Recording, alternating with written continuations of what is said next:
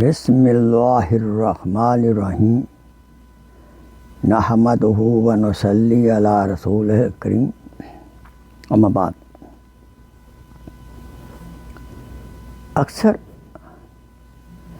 جوانی کے شروع سالوں میں چہرے پر کیل اور چھائیاں پڑ جاتی ہیں، تو اس کا علاج یہ ہے لا حول ولا قوت الا باللہ العلی العظیم۔ رات کو عشاء کے بعد 100 مرتبہ ذکر کریں۔ نمبر 2، ذہن کو پرسکون رکھیں۔ نمبر 3، چکنی جلد والے چکنائی والے صابن استعمال نہ کریں، یعنی جن کی جلد چکنی ہے تو وہ چکنائی والے ہی صابن استعمال نہ کریں۔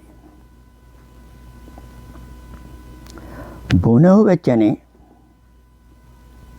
اور مونگ پھلی کا استعمال کریں۔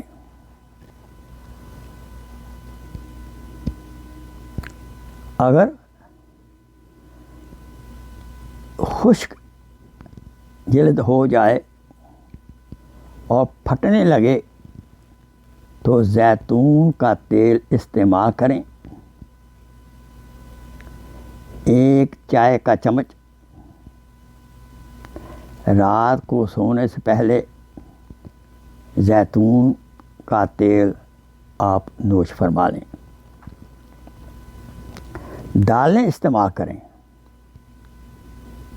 امرود، انار، کیلا اور انگور کے جو پھل ہیں اس کو زیادہ استعمال کریں۔